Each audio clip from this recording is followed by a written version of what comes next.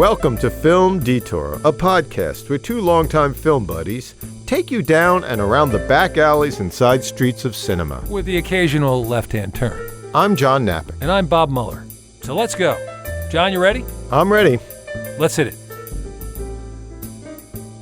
Okay, so here we are back again, and today's feature is, John? French Connection 2. French Connection 2. Yes, you heard that right. French Connection 2. What? They made a sequel to French Connection? Yeah, a pretty audacious thing to even try. John Frankenheimer directed it. Great director. And Manchurian Candidate, Black Sunday, Birdman of Alcatraz, 1975, right? You know, I did read this. I did go through a Gene Hackman biography. Uh-huh.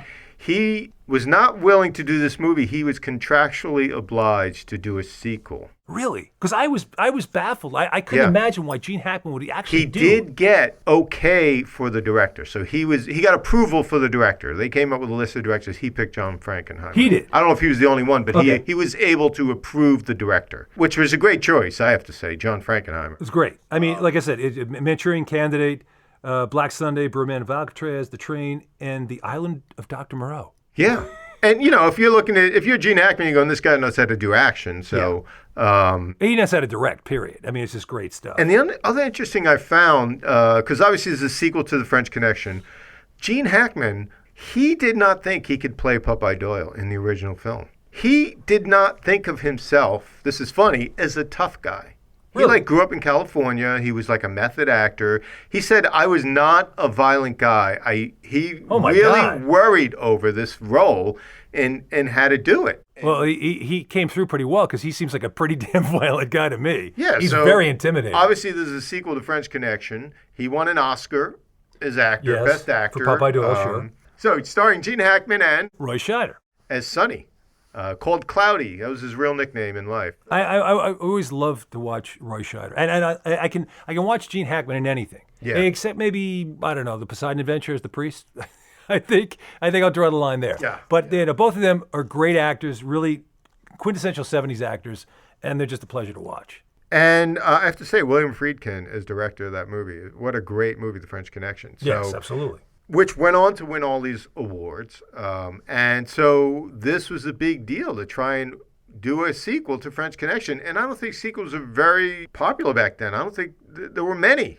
In the 70s, I can't think of a sequel. Gone with the Wind 2. I just don't, how do you remake the French Connection or even attempt to try? Yeah, I mean, now every movie's a sequel. Back then, they didn't really do it much. The thing that's interesting to me is, John Frankenheimer, terrific director, well-known director, but you got to be out of your mind to do this. But his previous movie, I just read recently that his previous movie did lousy. Yeah. And he was living in France at the time. He was just, didn't have anything specific to do. So when this came along, he said, great. He said, but I don't want to make a movie that's going to try and infringe on, the original in any way, shape, or form. Right. He said, because I think that movie is one of the most amazing movies I've ever seen, which is high praise from someone like John Frankenheimer. So I don't know if it originated with him, but it's a great idea to have Popeye Doyle come to France. This is a great idea. At the end of French Connection, the villain, Charnier, gets away. Yeah. So now we have Popeye Doyle coming to Marseille to find Charnier. The screenwriters for this... Alexander Jacobs. He did Point Blank. Hell in the Pacific. Both Borman films. And a film we might talk about in the future. Yes, indeed, The 7-Ups. Yeah, with Roy Scheider. Yeah, it's kind of the bastard son of the French Connection. Yeah, and then Robert and Laurie Dillon. Now, I don't know about Laurie Dillon. I think she and Robert did the story for this. Yes. But Robert Dillon did a couple of screenplays. Prime Cut, which is a great I love Prime 60s Cut. He did Prime Cut? Yeah. I did not know that. And the music, composed by Don Ellis. Same one who did the original. Which is great. Yeah. It feels the same. It's like that's the one continuation besides Gene Hackman. And he has that quality in the soundtrack where he has this kind of pitch that gets under your skin. Yeah. And it makes you really tense in those moments when things are going on that are very tension-filled. So, again, how do you follow this great film? And now this film just begins with Popeye Doyle getting off the bus, I guess, with a suitcase in Marseille. No, he pulls him in a cab. Oh, I'm sorry. He gets out of a cab. He pulls him in a French cab, and it's kind of a funny opening with him because he pulls him in the cab, and right away he's starting to argue with the cab driver because he thinks he's getting cheated. Yeah. He takes his number, And I'm going to find you out. Yeah, like you're going to find this guy in Marseille It's like the somewhere typical- for like a $3 overcharge. Typical New York Typical cop. Popeye Doyle New Yorker. He's going to go to Frog Yeah, Country that's right. and have his way. He is- He doesn't even bother to learn the language. He is the total ugly American. Exactly. He's the quintessential ugly American. Perfect. You know, who speaks English? Do you speak English type of thing? And he couldn't be more crass or out of place. And What's great about the story, though, is they drop him right into the middle of the quintessential French atmosphere. It's like you think he's walking into a fish market. Like, what the hell's going on? There's all these guys selling fish, it looks like. But the whole thing is, it's partly, not partly, it is. It has to do with this whole thing about April Fool's Day. And what they do in Paris, or France in general, they have this thing, it's April Fool's Day, haha, they pin a fish to you. And we see that Popeye Doyle has a fish stuck to his door, which when he comes up originally, when he tries to open the door, he can't get out his own door. This kind of sets up how awkward the whole thing's going to be, how much of a pain in the ass it's going to be, and how out of place he's going to be. But they are looking for dope in the cops. The French cops are looking for drugs in the fish. They get a tip that it's supposed to be in the fish. Right, and there's a whole great scene where Popeye's trying to talk to these guys. They don't understand them, and there's one cop, the head cop. His name is Henri Barthélemy. Bartlemy is how I'll say it. He's the only one that really speaks English. He's the guy Popeye's meeting. Yes, his name is Henri, but Popeye Doyle refers to him as Henry. Henry. Which we will too. Yes. In honor of Popeye Doyle. Sure. Henry Bartlemy. Sure. Not Henri Barthélemy. So that's his liaison with this French police force. And he's supposed to be an observer. That's the first thing he kind of gets from this guy. He's like, you're here to observe. You're not to do anything. But he loves watch. the fact that these guys have just been totally goofed on with this April Fool's joke. That's what we learn at the end of the fish market scene. Right. And as we'll see in the movie, the way I took this movie, the way I watched it, is everything is kind of built around these, I'll call set pieces. And the first one is this French fish market, it seems like. To me, I kind of saw this film as these great scenes built around all these different locations. I love his introduction. Gets out of the cab, he puts on his hat, he's all ready for business. He's Popeye Doyle now. The Popeye Doyle hat. And I love the half-ass skinny, really strangulated knot is he that has a in his pork pie tie. hat? Is That's that a what they pork call pie. pork pie? Yeah. So the captain, Henri, he reminds me of it looks like a Ralph Meeker. Yeah. The actor's name is Bernard Fresson. Yeah, he's great. And they do reference in the fish market, I'll call it. He makes reference to Popeye. You're here to just watch. I know you're here to look for Shawnee, but he actually references a real incident that gets under Popeye's skin. Is all that heroin that Popeye and Sonny confiscated was stolen from police property. That happened in real life. After this big bust, that dope went missing. No one ever knew what happened to it. Right, so he's giving him shit about that, and he's also giving him shit about his whole way of doing things. Yeah. And it really sets up when they're in the men's room back at the police station. You mean the shit house? Yeah, the shit house. I was going to get to that. Sorry. Gene Hackman or Popeye Doyle's version, the shit house. Such a classic word. Yeah. So you got Henri or Henry with his file, reading it out loud to the guys in the bathroom, and Doyle is completely indignant. He's really angry. Oh, what are you doing with my file in the shit house? Which this whole scene sets up this mutual contempt between the two of them. Is this like a classic French pissoir? I don't know. They're all like just standing there pissing in this trough or whatever. And Popeye's like, what the hell are we doing in the... And it almost looks... You look through the window, it almost looks out onto the police room there. Right. It's like... And of course he takes him out of there. Yeah. And leads him to his desk, and where is it? Next to the shit house. Right next to it, on this balcony, next to the shit house. And of course, that does not sit well with Popeye. In the first outing that they go on this thing for they get a tip, like a drug raid, right? Bus, exactly, right. And they go barreling through there, and he tells Doyle, "You're watching, right? You don't have a gun." You're not allowed to carry a gun. You're just watching. And they're in this kind of weird little neighborhood, like the shanties. Thatched roofs and whatnot. And a lot of people of color, I think. It's kind of like, it's like a typical slum. Yeah, it is a slum. Exactly.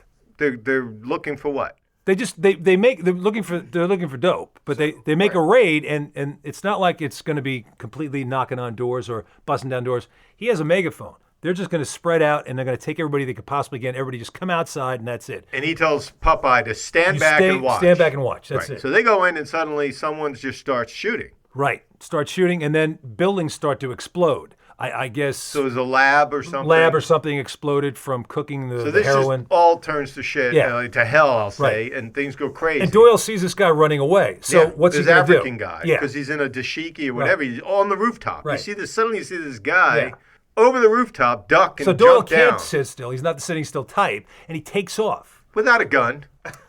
Gets the guy, tackles the guy. The guy actually... Well, it's a chase. He does chase him. Yeah. I mean, there's a lot of this in this movie. Running through the different parts of the city. He's chasing through these alleys and up and down Pretty stairs, fearless, because whatever. this is not exactly the nicest neighborhood in town. Yeah. And it's not his hometown, where he knows that he can get away with this shit. Yeah. So he finally gets him on this one street, and somehow he runs this guy down, flying tackle, and knocks him to the ground. But the guy's a really big guy. He's like a throwing him around. He's not tall. He's like he's built. stocky, but he's like it's like a fire plug. Yeah, exactly. You can't really get around this guy. So they're punching each other, and finally he can't get out of this thing, and he's yelling at the cops, "Get this guy off!" He jumps on his back, doesn't he? Yeah. He's like riding up and trying to get him down. And the guy's punching him on the side and everything. Yeah. So he calls to the cops, to Henri. They finally catch up. He goes, get this guy off me. Henri pulls him aside. Right. He's like, leave him alone. They calm the guy down. The other cop has to actually smack him in the face a couple times to calm him down. Yeah, because what's he's so weird enraged. is you see how enraged He's this African guy is. Like, what are you doing? What's this guy doing to me? What are you, crazy? And because they let him go, he's an informant. We only learned that when Henri pulls Popeye away. Right. He let him go. He's one of us. And so he walks away, down the and street. as soon as he's walking, I see this group of guys kind of going around. I go, oh my God, this guy's, forget it. He's an informant. They know he's an informant. This guy's dead. Next thing you know, he's like, they're stabbing him. Popeye looks back. Blood everywhere. So Popeye looks back. You don't even see the stab. No. Popeye looks back, and the guys are spreading out like just like ants out of an ant colony. Yeah. And he's down. His throat has been cut. It's bleeding. And Popeye goes, oh shit. So it's for Doyle, fuck up number one. Yeah, and it's a rude awakening that you may think you know what's going on, but you don't know anything. Right. This isn't your world. That's not your world. It's a perfect setup. I was going to say town, but you're right. This is not your world at all. It's a great scene because it does really, even to the audience, you're watching. Because when I remember first seeing this, and I was kind of young, it was in the late 70s, I think. This was 75. And for me, it's like the first time I really saw what real French, kind of hard-boiled neighborhoods are like. And it was kind of an eye-opener. I'm like, oh, shit, it's even worse there, maybe. And you grew up in the Bronx. Well, I'm telling you. The projects. I mean, as a dumb American, you're thinking, oh, France, it's going to be this picturesque thing. But here we are in the middle of the drug trade. Marseille is a pretty tough town, I guess, back then. I don't know about now. Yeah. But so it's a very interesting to bring the audience also into this kind of environment. And everybody spreads out after everybody just kind of, the gang of guys who cut his throat, everybody moves, and people on the street move. Even the cat goes down the sewer. I thought that was great. And then there's a great scene. The interrogation scene. So he... the interrogation. See, he brings... They catch one guy. They catch one guy at the and raid. They bring him back. It's a very funny scene in a very strange kind of way. Doyle, being Doyle, playing his bad cop routine, he's trying to talk to this guy, which he knows can't understand a thing he's saying. So he starts just tapping on the window with a stick or a ruler. I'm not quite sure what it was. And he goes, I'm going to take you down there in that alley there. See, right down there. And I have to say, the guy's looking at it with this comic expression. He's just laughing the whole time. Like he doesn't understand a word Popeye's saying. Because Popeye's laughing the whole time. He's doing it like it's a big funny joke. Yeah. The guy can't understand it, but he's kind of a comical looking guy. He's like... Yeah. Popeye wants to get this out somehow and say what he wants to do. I'm going to take you down the alley there, and I'm going to start on your throat, right here. And he taps the throat. Guy smiles. Guy smiles and is laughing. He goes, bust everything in it. Smiles again. He's laughing, so Doyle starts to laugh too. Is that where he brings up the line? Yeah. And then he goes, so he starts laughing like hell, and the guy starts laughing like hell. You like that, huh? Then your belly. Start working on your belly. I'm going to hit you so fucking hard in the belly, it's going to break your backbone. And the guy's still laughing the whole time. He has no idea what's going on. And then I think it's soon after that. So he walks into the cafe and he has this dialogue, same thing, with the bartender, who's like the typical French kind of cafe bartender. Henri. And I really felt sorry for Doyle. Yeah. I mean, in that scene, he's a fish out of water. He was so lonely, John. Yeah. It was palpable. Yeah. You felt really, because he could be a real son of a bitch, but I felt really sorry for him. So suddenly he's walking around the city and he ends up in this cafe. Yeah, so and lonely. he can't talk to people. And he sees the two girls sitting there and Turns he thinks, around, you know, these you two want to buy a beautiful drink. girls, yeah. Well, you know, it's not the best come on when you're in your 40s, they're young girls, and you're chewing on a hard-boiled egg. I don't know, somehow it doesn't really make for the best pickup there. And he befriends the bartender. He's like, you have one. And he keeps giving them drinks, right? Somebody's going to have a drink with me. Yes. And the guy pulls out some green cream de menthe. I don't know what it was. Yeah, some sort of green liqueur. And of course, he ends up getting drunk too. But I like what Popeye says when he's ready to pour that. He goes, "You gonna drink that green shit?" And so he tries to pick up the two girls. He's not successful. And yeah, because they have two biker boys. They're going to be picking them up soon. So he's not going to really make too much time with these girls. And then there is a nice little montage of him just walking through the streets. It's how we find out about really why Doyle is in Marseille. Right.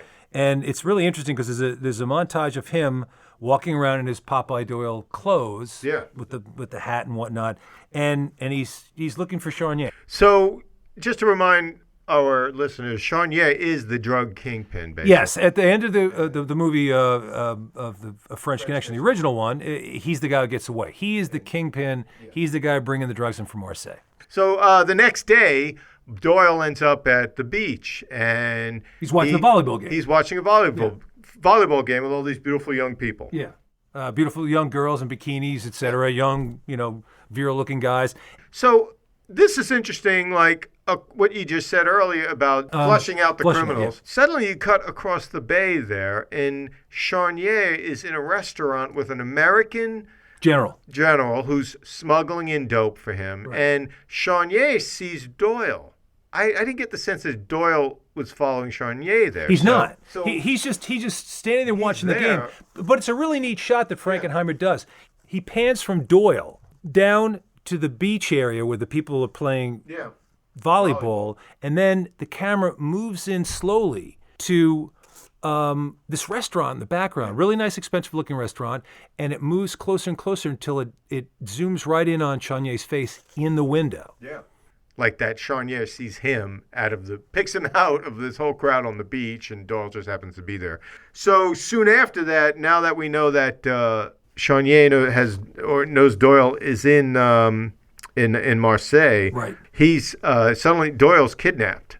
He gets sapped, whacked on the head, and he is kidnapped and taken to the Hotel Tangier, it was originally called. Well, which is interesting, right? Because I was going to say Colonnade, that. was it called? It was on the sign above. It's the Hotel Colonnade, but when they're dragging him in, he spots that. He's looking down and he sees in the tile Hotel Tangier. Yeah, so that's what I keep referring it to. Yeah, me too. Yeah, it's like this old beat-up hotel. Right. On its last legs. Right, and in a bad part of town. Yeah, and seedy hotel, we'll call it. Exactly. So they bring him there, and, it's a long scene, and it's a really great scene that takes up pretty much the middle of the movie, where they slowly, hook Doyle on heroin. They give him injections, and he's clearly there a long time. It's a whole montage. I love when Charnier walks in for the first time when Doyle's kidnapped. He's lying there in bed. He's all trussed up. He's tied up to the bed, and Charnier walks in, and he just has a smile on his face. Yeah. And it's really neat. And Doyle would like to just rip the bonds from the bed and kill this guy right then and there. But he sits there and just says, we're going to get information out of you. Yeah. And my friends have a way of doing it. Not the way I would do it, but we're going to get the information out of him. So they hook him on heroin. So he's dependent on them. And in this, pliable state, he will eventually give them the information. And the way the scene's done, it's very well done. It's gradual.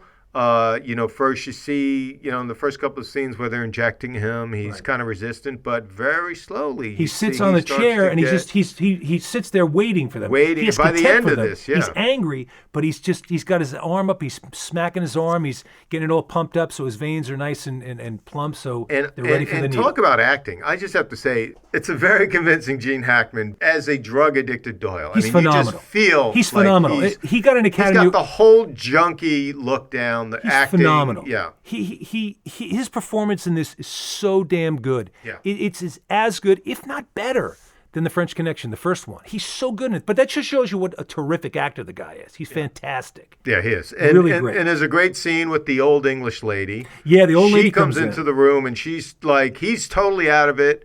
She's kind of comforting him, and you're like, who's this lady? She sort of befriends him. she's a little grandmotherly English She's lady. comforting, and she's stroking his I've arm. been here the whole time, and you don't see anything about her, just her face. And she's stroking his arm, and suddenly she reaches for his watch, and on her arm, She's got track marks, bruised bruised all veins. over her arm. But it's so great how they just reveal that Yeah. as she's reaching for his watch. And she has these gnarled hands, these really Yeah. arthritic hands, and she's being comforting to him. But at the same time, she's being duplicitous by taking his watch. Yeah. But she still is being caring to him.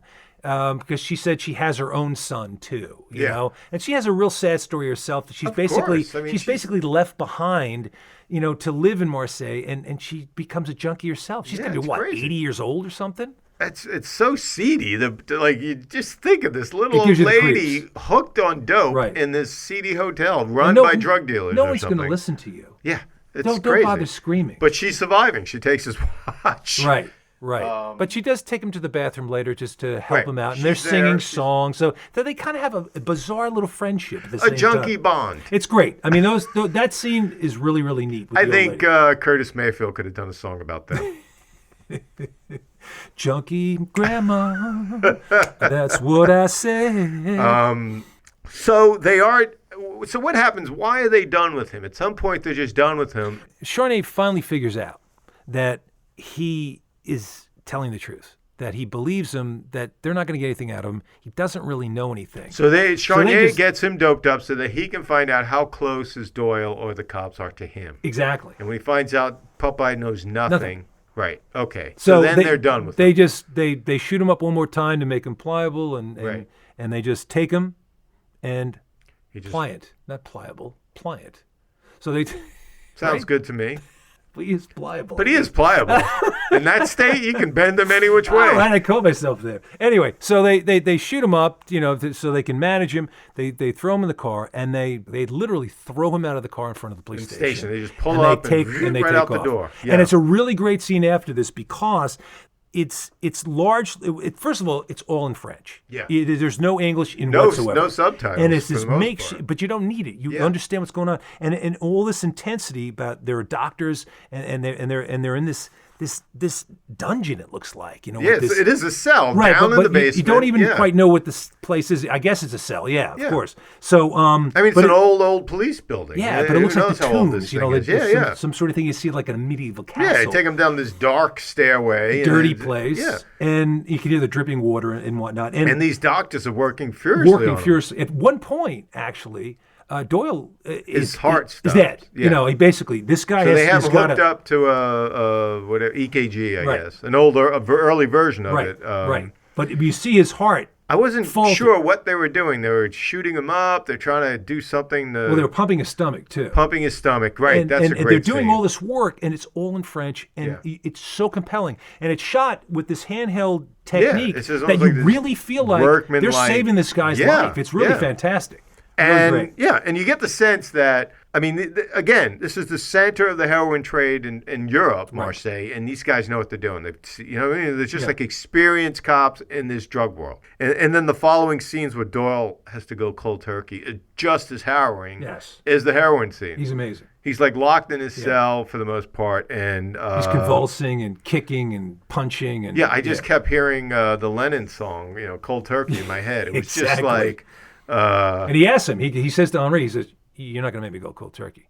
He says, Yeah. I've seen people, you know, put their head through a steel wall. I can't go through that. He says, You're going to have to. Henri saves his life with the team of doctors and whatnot, but Henri is responsible for this whole thing.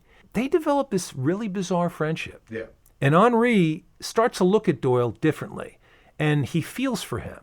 And there's a really great part of the scene where they're getting drunk. so they're getting friendly. Yeah, so you know, they start to develop this friendship. Yeah. A strange friendship, an odd friendship. They're adversaries, you know. But they're cops. You know, I right. mean, they're recognized. And I think there's a like, bond. I think there's a bond to this, and they develop this friendship after he saves his life in essence. I like that. I think it's the next scene. It was like a montage or something. Well, they're driving him around the city now. So suddenly they're driving him around the city because they're trying to find this hotel He's finally dried up by this point. Yeah. You know, he's taking a shower. He's cleaned up. He tries to eat some breakfast. Yeah. He's suddenly trying to get in shape. Yeah, that's it. Yeah, he's doing the sort of Rocky. What the hell? He's running. He's trying to do some sit-ups. He's trying to do some push-ups, and then he's doing a little running, and the guy's saying, "We want to get in the car," and he just waves him off. You know, and I just heard in the background,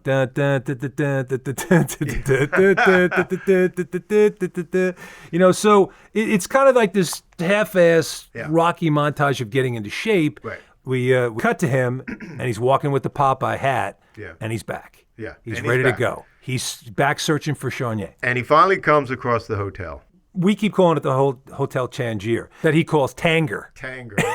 It used to be called the Hotel Tanger. And of course, with the warning, he bring some water. He says, Henry, bring some water. A lot of it. Now, earlier I said, you know, this whole movie is built around some great set pieces. So, you know, we have this whole getting hooked in the Tangier Hotel. Yeah. You have the whole thing in the cell, the dank cell. And now there's another one. This whole, like, you suddenly see him walking through the hotel with cans of gasoline. Yeah, he's pouring all over the place. To me, he's like he's like the Dirty Dozen, the Guns of Navarone, and the Terminator in a pork pie hat. You know, he just torches this frickin' place. And he doesn't give a shit who's in the hotel. There's people in all these rooms. Sitting there having, you know, like a couple drinks or a dinner or something. Or in the rooms, you see him coming out with barely any clothes on. He's match. He doesn't even care about himself. He's in the middle of these halls lighting matches. That's a good point. Right next to him. He is burning this frickin' thing down. He finally finds his room. And he's in there. The hotel's burning. Yeah. He's in his hotel room, his old room where they had him hooked, with a can of gasoline splashing it around. I'm like, dude, that just has to catch fire in your smoke. You know, like, he doesn't give a fuck. No. And it's such a great scene set-wise. Right. It looks real, I mean, to me. Absolutely. Absolutely. And really, he just burns this whole multi-story city hotel to the ground. It's just like, what a great scene. So then there's the scene at the pier where the ship that brought the heroin in. The dry dock. Right. Right, but they're at the pier. There's a dry dock at the pier. Yes. That's what I was trying to say. There's a dry dock at the pier. Right. They're at the pier. Let's I cut Bob off. We're going to keep this in. Go ahead. Let's start at the pier. Again. There's the scene at the pier in the dry dock. There's a scene at the pier in the dry dock where the ship that brought the heroin in the first place. So they've been smuggling the heroin. It's been welded to the bottom of the hulks of these ships. And that's how they get them into the port. It's a hell of a smart operation. Yeah. And, I mean, think about it. You got millions of dollars of heroin stuck to the bottom of the ship. You have to get it into a dry dock. Right. And then you got to get it off. Right. And that's where he finds them. Along with Henry and company. Yeah. And Doyle. And once again, Doyle is not supposed to have a gun. Which is very funny to see all these scenes with him having no gun and trying to, you know, bob and weave and try not to get killed. But what's cool about the scene is these guys spot the cops trying to sneak up on them. Right. And they suddenly pull out these machine guns. For me, I felt like this was like one of those scenes you would see at a climax in a Bond movie. All you needed was a John Barry music, and you got the machine gun fire, and then they open the floodgates, and all this water starts rushing in and rushing in. But like the whole idea is like these cops are totally outgunned too. I mean, because these guys are some serious criminals. They're shooting pistols. There's pistols. Automatic or not. These guys have like military-like machine guns. And again, definitely real location. You can't build that set. Right. And like you said, suddenly Doyle and Henri are down at the bottom in this shootout, and the rushing in like mad. The criminals are escaping, and they let the water come in. But most of the criminals did leave, but there were still guys with machine guns still shooting at them. Holding them there. Right, so they're trapped in the water. Right, they're trapped in the dry dock as water is suddenly being released into the dry dock. I mean, hundreds of thousands of gallons just rushing in. It's going to float the ship up. So Doyle and Henri are trapped at the bottom here. And what a great scene, harrowing scene. Talk about like these wooden, the logs holding the ship in place are suddenly falling all over the place, raining down. These guys are trying to escape the water. They're like putting their hands over their heads so they don't get knocked with a log the size of a tree, right? And then going under the ship. Yeah. I was trying to figure out, is that a set or not? Because how do you get these major actors to be in this environment? You know what it made me think of? It made me think of all the stories of Titanic where, we built this, 50 million gallon tank in Mexico to film the Titanic. I'm like, well, they didn't do that here in Marseille. How the frick did they do this? They were tough in the 70s. I'm None of telling this you. crap. Yeah, Gene Hackman, go jump down in that dry dock where gallons he was down of water. there with all that water and everything else swimming around. And that's what made it a great scene. It just felt so real. And I love when the water really starts rushing in. Gene Hackman turns to Henri and says, "I hope you can swim, asshole." Once a New York cop, always a New York cop. And then there's this great, excellent cinema verite montage as Doyle is following Jacques, who's Charnier's second in command, which leads him. He follows him right to the operation of Charnier in this big factory where they're unpacking all this heroin. Well, I do think it's funny, and it does tie into the very beginning. Yeah.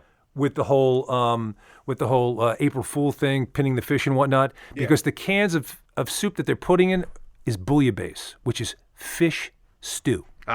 So they're they're cutting open these cans. cans. So maybe the whole thing was, it is in the fish, but in the cans of fish. There you go. Right. It all comes around. That's right. So there's a great shootout in the factory because they suddenly see... And again, another great scene. There's a lot of great shots of them going through the factory, little, shots here or there, the gunfight and stairway and chasing Charnier. Hackman picks up a gun that's from a cop who was killed, and he just starts shooting, which he shouldn't be doing in the first place, but he gets all caught up in the action. And then we see Charnier up above on a balcony, and he's just ready to shoot him, and he's out of bullets. He's out of ammunition. And then this foot chase ensues, which I think is one of the great scenes in cinema. I love this scene. It's very tension-filled. Yeah. It's very tension-filled because you're going, my God, this guy could actually get away. And what I love about it is Hackman's like the Terminator. He's running after the trolley that Charnier's on, and he is single-minded. I don't care if this kills me, I'm getting this guy. And what's great about this movie, just an aside, they do pull things from the original film because there's a whole set in the original French Connection where he's following Charnier through the streets of New York and Charnier keeps eluding him. Right. That's a great chase scene. Yes. So here, it's like the culmination of this movie is almost like a continuation of that. Right. It's the two of them. It comes down to the two of them. Yeah. And Charnier, as you say, is on the streetcar and scenes of Hackman running through traffic. Full out. And again, I can imagine they had all this No stunt doubles. Yeah. It was in traffic. Yeah. It's such a great scene. And it just the tension builds as they cut back and forth. It's very tense because you feel what he's feeling. He's thinking, my God, this guy's going to get away. And finally, Charnier eludes him and gets on a boat. And Hackman's like, where the hell did he go? And it's interesting because the sound that's done at this point was dubbed in later on. And it has this feeling, it's kind of like in 2001. Yeah. We have Dave, and you just hear the breathing. Yeah. And it gives this sort of like feeling of it's inside your head, and you're feeling this breathing, and you're feeling this tension. I could feel it in my chest, and you're watching them go. And they also have this really interesting. There's a soft focus to it, but the POV shots. Of Doyle. Well, now, is that video? Is that 16? It felt like a smaller camera. It could have been 16. Probably 16 because it looks soft. It's but different. It's still shot, and but like I said, Charnier does disappear, and Hackman's looking all over for him. And then there's a wonderful shot where he looks up, and there's a sailboat going by, and you just see the back going down. Snippet of the back of this guy going into the cabin. Yes, and Doyle's like, was that him? You don't even know it's him because it happens so fast. It's such a great. Who thought of that shot? It's a beautiful shot, and Doyle's like, was that him? It's beautiful. And he starts chasing this sailboat, which is going out of the harbor. And going out to sea. And the thing is, he has to find some way to get to a certain point of the pier that he could get close enough to maybe get a shot. Running along the pier. And then he runs out of pier. He has to go around. He runs out of pier. The block and goes around and around. Around a fence. There's a fence coming over the water. And he finally falls. And the breathing. All you're hearing is the breathing. And that POV shot keeps... not continuously, but it comes in at the right times. It was very well edited. I felt the film was very well edited. It's a great montage that builds tension, as you said, and you hear the breathing, you hear the soundtrack, and then finally he gets to the end. He runs out of pier. Yeah. There is nowhere else to go, and I felt my heart in my throat because I'm thinking, my God, this guy's going to get away. And you're thinking, I mean, Doyle looks like he's thinking, this guy's going to get away. What am I going to do? What can I do? And then another boat starts coming toward him, and it's got a loudspeaker, and it says, Capitan, Capitan. Yeah. Basically, he's telling, move over, make way for me. Yeah. And he's going down towards, and rather in the opposite direction that Chaugnier's boat is going. And because of that, Chaugnier's boat has to move over a little bit closer to the pier, just enough to... Well, Doyle looks up, and he suddenly sees Chaugnier on the ship. Because Chaugnier has probably at this point thought he's gotten That's it. out. He's gone, because he's annoyed that he has to move over. No way that this guy's... I've ditched him. Yeah. I'm on my boat. I'm heading out to sea. Right. There's no way he's going to capture me. And Doyle looks up, he sees Chaugnier, and he just leans against the wall. He yells. Puts up his revolver, and what does he say? Chaugnier! Yeah, it's just great. Chaugnier. And he looks, he shoots him straight in the chest, and he's shocked, and then he shoots him again, and you see him fall. Black. Cut. Perfect. That's the movie. That's the story. It's beautiful. One of the best edits in film. It's beautiful. Like the edit in Lawrence of Arabia when you go from the match to the sun. Yeah.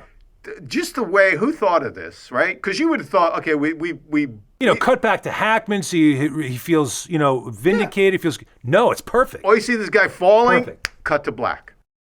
If you're looking through a video guide or something, you see French Connection 2. Well, let me tell you, very much worth seeing. And here's the thing I have to say about this movie, and why I think it works so great is it's very effective. There's nothing fancy in the movie. No. It's just really well shot action. Yeah. There's no special effects.